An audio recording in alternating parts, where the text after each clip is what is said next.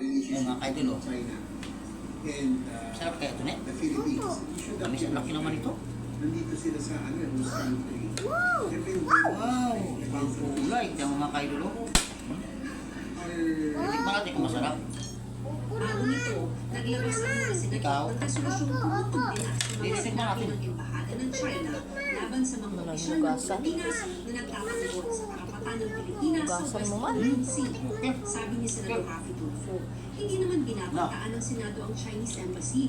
Kaya hindi niya alam Huwag ka sa loob naman. kung bakit agresibo sila. Buti ko sa labas. Masarap. Okay. Many Gusto mo pa? members of the Chinese pinaka-pressure dito. And yet, nakuha pa nilang maging sensitive. Come on, we just express Hinog na hinog. what is the sentiments Oh, ang kaidol, oh. Sarap yan. Ito naman makikita. Yan. Kasama rin ang Philippine Coast Guard na kanilang lakas, kinakalo na hindi pa halos nito. Sabi ni Tulfo, dapat mag-usap ngayon ambassador to ambassador para maayos ang usap sa pagitan ng dalawang bansa. Sabi ni Senador Kiko Pangilinan, punot dulo nito ay ang iligal na ginagawa ng China